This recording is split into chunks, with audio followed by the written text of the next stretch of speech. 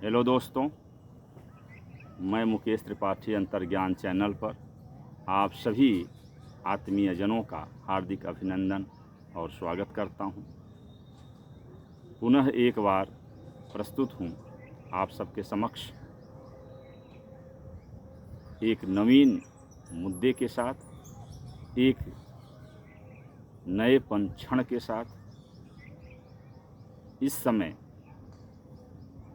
जो किसी भी राष्ट्र की धरोहर होते हैं, भविष्य होते हैं, ऐसे विद्यार्थियों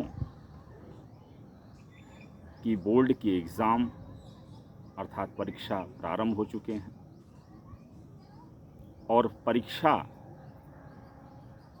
एक ऐसा आवरण है, एक ऐसा शब्द है कि कितनी भी कुशल तैयारी हो, कितना भी व्यक्ति पढ़ने में कुशाग्र बुद्धि का हो, फिर भी कहीं न कहीं मन को क्षण भर के लिए भयग्रस्त करते ही या हो जाता है। कुछ न कुछ भय मन को हो जाता है। मन को कुछ सोचने के लिए विवश हो जाना पड़ता है। और जब एक ऐसा माहौल हो, ऐसी शिक्षा प्रक्रिया हो और ऐसे अभिभावक हों, ऐसे शिक्षक हों, सभी दृष्टियों से यदि देखा जाए तो कुछ न कुछ ऐसा है जिसके कारण समय के चक्र के साथ साथ यह भय तनावग्रस्त हो जाता है। भय का रूपांतरण तनाव में हो जाता है, टेंशन में हो जाता है। तो आज हम चर्चा इसी बिंदु पे कर रहे हैं, और जो कि समीचीन भी है विद्यार्थियों के लिए, अभिभावकों के लिए एवं समस्त समाज के लिए, क्योंकि समाज के हिस्सा हैं। समाज इन्हीं से निर्मित होता है, समाज की गतिविधियां इन्हीं से संचालित होती हैं। तो ऐसा क्यों है? बोर्ड के एग्ज़ाम शुरू होते हैं, जो विद्यार्थी साल भर नहीं पढ़ पाए, ध्यान नहीं दिए पठन पाठन पे, सिर्फ खेलते कूदते रहे, तो परीक्षा जैसे ही आती है उनका भयग्रस्त हो जाना लाजमी है। क्योंकि पढ़े नहीं हैं तो उनको लगता है मैं लिखूंगा क्या। और कुछ विद्यार्थी पढ़े हैं किंतु उनके समक्ष ऐसा प्रश्न आ जाता है समाज के द्वारा, अभिभावकों के द्वारा विशेषकर, कि नंबर कम नहीं आने चाहिए। कुछ ऐसे तुलनात्मक प्रश्न उत्पन्न हो जाते हैं कि अमुक व्यक्ति का लड़का, अमुक लड़का नाम का लड़का अग्रणी कैसे है, उसके नंबर तो कहीं ज़्यादा न हो जाएं। तुलनात्मक कंपैरिजन होने लगता है, कंपेयर होने लगता है। तो ये भी तनाव या भय परीक्षा के प्रति उत्पन्न करता है विद्यार्थियों के मन में। और कहीं कहीं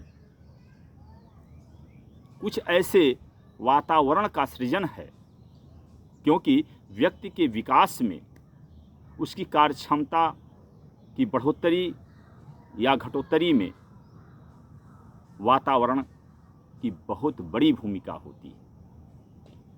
और वातावरण सच में प्रभावित करता है। घर के ऐसे वातावरण हों कि घर के सदस्य आपस में तनावग्रस्त हों, परीक्षा की तैयारी कर रहा है, बोर्ड परीक्षा की तैयारी कर रहा है परीक्षार्थी, और माता पिता लड़ रहे हों, या पड़ोसी से कुछ विवाद चल रहा हो,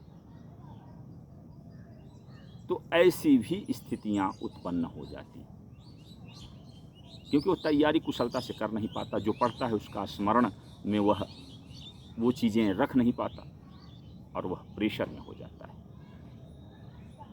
दूसरी चीज़, एग्ज़ाम के समय कभी कभी बालक रात रात जाग करके तैयारी करता है, पढ़ता है। उसको लगता है कि मैं सारी चीज़ें तैयार कर लूँ, एक दिन पढ़ के परीक्षा में अच्छे नंबर ला लूँ, तो उसमें अत्यधिक थकान की समस्या उत्पन्न होती है।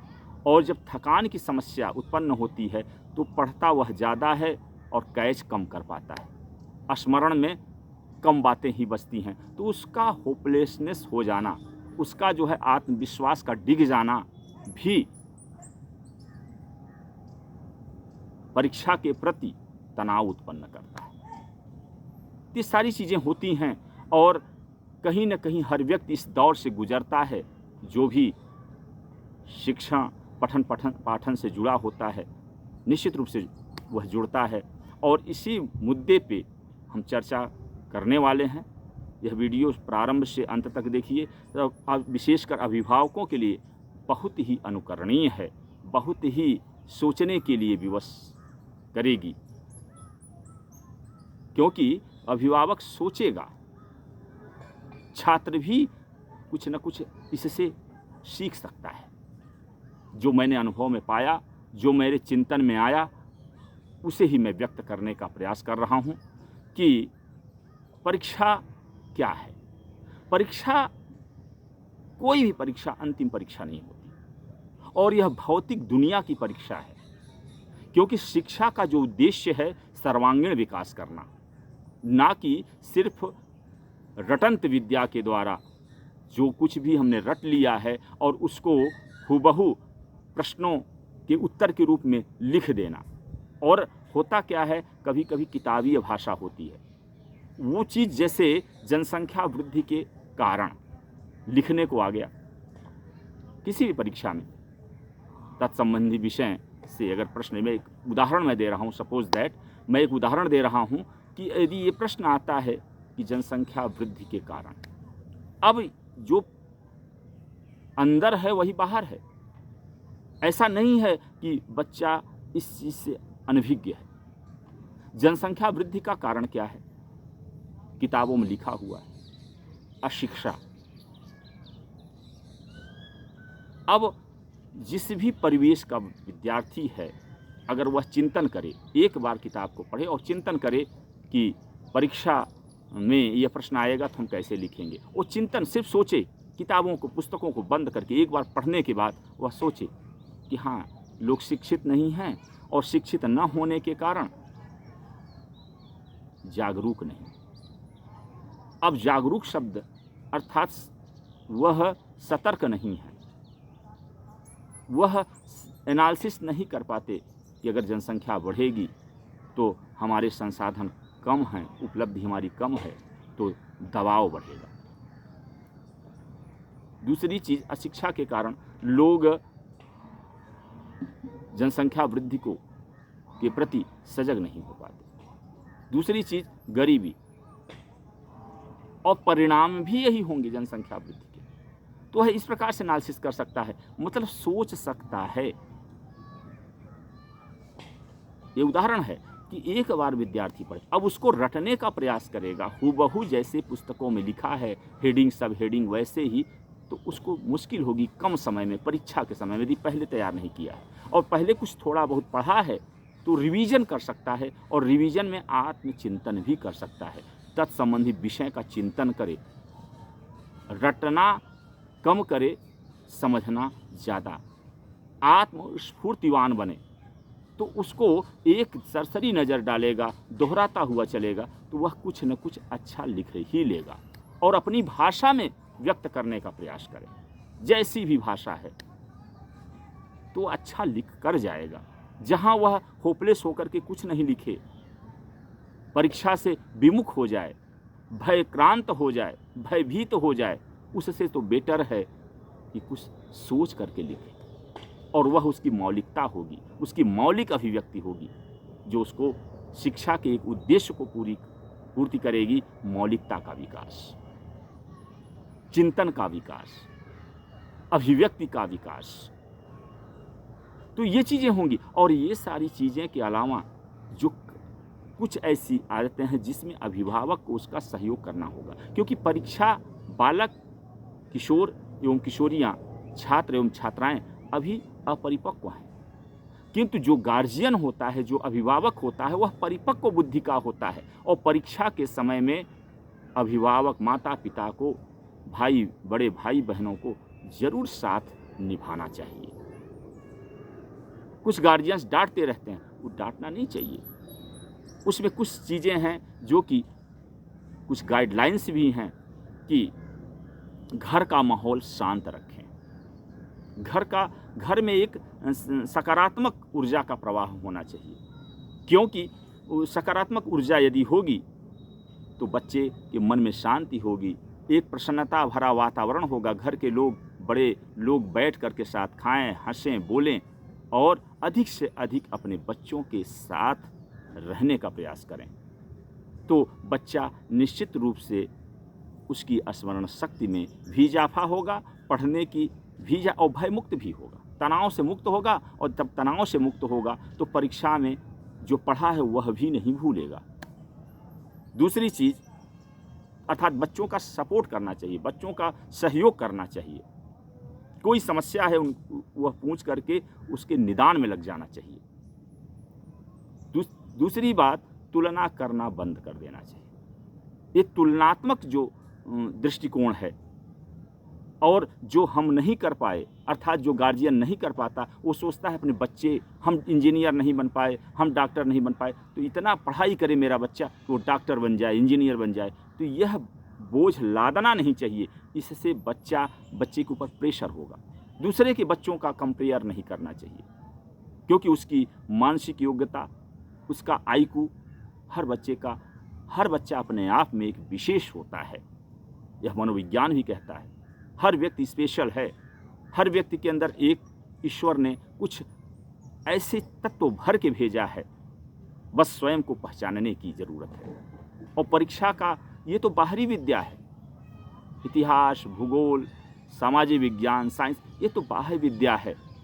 एक उसका आत्म तत्व भी है जो फैलना चाहता है, जो खिलना चाहता है, जो प्रफुल्लित होना चाहता है, और ये सीढ़ियों का काम करते हैं। ये सब कुछ नहीं है, सब कुछ है उसका मनुष्य बन पाना, उसका पूर्णत्व की ओर छलांग, उसका शिवत्व का उभर पाना। और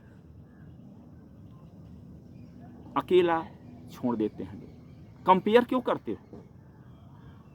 क्योंकि आप अपनी कंपेयर तो नहीं कर सके, तो अपने बच्चे का कंपेयर क्यों कर रहे हो? क्योंकि वह उसके मन में तनाव और भय पैदा करेगा, और जो उसके परीक्षा के समय उसको हताश करेगा, उसका उत्साहवर्धन कम करेगा, और जो अच्छा कर सकता था वह भी करने में वह सर्वथा असमर्थ महसूस करेगा। माता पिता को, गार्जियन को, अभिभावक को बच्चे को परीक्षा के समय अकेला नहीं छोड़ना चाहिए, क्योंकि उसके मन में अकेला रहने पे हर समय तो पढ़ता नहीं रहेगा, क्योंकि भय कहाँ से पैदा हो रहा है? भय पैदा हो रहा है कि जो अभी उपस्थित नहीं हुआ है, हम खेल में कितने रन बनाएंगे, कहीं बोल्ड ना हो जाएं, परिणाम को लेके। परिणाम तो भविष्य का विषय है, और परिणाम को लेके वर्तमान में हम जी रहे हैं, और यही सबसे बड़ा तनाव का कारण है। इसलिए बच्चे को अकेले नहीं छोड़ना चाहिए, उसको समझाते रहना चाहिए कि भविष्य की चिंता मत करो। कृतम में दक्षिणे हस्ते जयो में शव्याहित, कहा भी गया है, कर्मण्येवाधिकारस्ते मां फलेषु कदाचन। कर्म करो, सिर्फ कर्म पे ध्यान, टारगेट पे ध्यान, फल पे नहीं। और फल ही भय उत्पन्न करता है, हमारे निर्भय अस्तित्व को भयभीत कर देता है, जिससे हम अपना सब कुछ संप्रेषित नहीं कर पाते, और परीक्षा में तनावग्रस्त होकर के परीक्षा ज्वर से ग्रसित हो जाते हैं। इसलिए प्रत्येक माता पिता को बच्चे के प्रति यह कर्तव्य है कि उसका उत्साह वर्धन करते रहें, उसको मोटिवेट करते रहें, उसके प्रेरक बने, उसके प्रेरणा स्रोत बने, न कि उसको हतोत्साहित करें।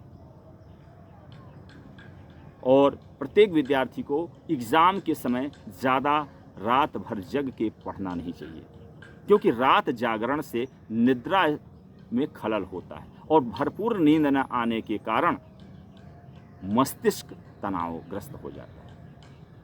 खालीपन नहीं होता, रिलैक्स नहीं कर पाता। इसलिए यदि कोई चीज़ फुल है और उसमें हम और जल डालेंगे, कोई बाल्टी फुल है तो नहीं आ पाएगी। इसलिए वो ज़्यादा पढ़ता है, थकान की समस्या से ग्रसित हो जाता है, जल्दी थक जाता है और वह बीमार भी हो जाता है। और परीक्षा के समय अगर शारीरिक या मानसिक रूप से अस्वस्थ है बालक, तो अपना जो उसका प्रतिफल है, जो उसका सर्वांगीण है, जो उसका सारतत्व है, वह प्रस्तुत नहीं कर पाएगा। अपनी प्रस्तुति में वह असफल हो जाएगा और जो उसके अंक के साथ साथ उसके अस्तित्व को भी प्रभावित करेगा, उसके भविष्य को भी प्रभावित करेगा। और एक चीज़ और ध्यान रखना है कि कुछ गार्जियन होते हैं परीक्षा के समय, चलो पढ़ लो, उसको रिलैक्स होने दें। वह थोड़ा बात करेगा, थोड़ा दोस्तों से बात करेगा, थोड़ा सा गार्जियन भी उसके पास बैठे तो वह रिलैक्स महसूस करेगा, थोड़ा हंसेगा, बोलेगा और जब पढ़ेगा तो निश्चित रूप से उसका मन लगेगा। मन का लगना बहुत ज़रूरी है, क्योंकि लिखी हुई बातों को ध्यानपूर्वक मन से ग्रहण करने का नाम अध्ययन है, जैसा आचार्य रामचंद्र शुक्ल जी कहते हैं। और इसके साथ साथ पौष्टिक आहार की प्रतिपूर्ति करते रहना चाहिए। कुछ ऐसे खान पान का ध्यान परीक्षा के समय जरूर रखना चाहिए, क्योंकि वास्तव में एक परीक्षा की घड़ी है। और मेरा मानना है, विद्यार्थियों से भी मेरा यह कहना है, जो बोर्ड एग्ज़ाम या कोई भी परीक्षा दे रहे हैं, कि आप भयभीत न हों, आप संतुलित रहें, स्थितप्रज्ञ रहें, समभाव में रहें, क्योंकि यह परीक्षा आपकी अंतिम परीक्षा नहीं है। और जो भी आपके अंदर है उसको सहज होकर के आप प्रस्तुतिकरण कीजिए, अपनी भाषा में प्रस्तुत कीजिए। जो भी खड़ी बोली में या जिस भी भाषा लैंग्वेज में आप हिंदी में लिखना चाहते हैं, इंग्लिश में लिखना चाहते हैं, माध्यम कुछ भी हो, उसको सहजता के साथ जो भी आपने समझा है रिवीजन करते हुए उसको लिखने का, उत्तर देने का प्रयास कीजिए। अपनी समझ के अनुसार घबराना नहीं है, भयभीत नहीं होना है, क्योंकि निर्भयता आपकी सर्वोत्तम वस्तु है। निर्भयता ही आपको स्वतंत्रता प्रदान करती है, उसी से आप अस्तित्ववान होते हैं। एक परीक्षा आपको भयभीत कर दे, यह उचित नहीं है। तो मेरा यही मानना है कि आप भयभीत न हों, पढ़ाई कीजिए। बोर्ड एग्ज़ाम है, जो भी आपने पढ़ाई किया है उसी का रिवीजन कीजिए। और यदि आपका तैयार है तो आत्मविश्वास डिगने मत दीजिए। आप लगातार एकाग्रता के साथ, एक निष्ठता के साथ, समर्पण के साथ परीक्षा दीजिए। मैंने अपने विचार प्रस्तुत किए। यदि कहीं भी किसी को मेरे संप्रेषण से या विचार प्रस्तुति से, जो भी विचार है हमारे बोर्ड परीक्षा के परीक्षार्थियों के लिए, अभिभावकों के लिए, यदि कहीं कुछ गलत लगा हो, कष्टकर लगा हो, क्लेशित हुए हों, तो मैं क्षमा प्रार्थी हूँ। और क्योंकि लोक मंगल की भावना से, सर्वे भवन्तु सुखिनः की भावना से मैं ओतप्रोत होकर के अपने विचार प्रस्तुत कर रहा हूँ। और इसी के साथ मैं आप सभी आत्मीजनों का, सभी विद्यार्थियों का मन से नमन करता हूँ। और सबका जीवन खुशहाल हो, अच्छे सफल हों, सभी अच्छा कर पाएँ, यही उम्मीद करता हूँ, आशा करता हूँ। सबका जीवन सानंदित हो और साथ में मेरा भी हो। और पुनः आप सभी का अभिवादन और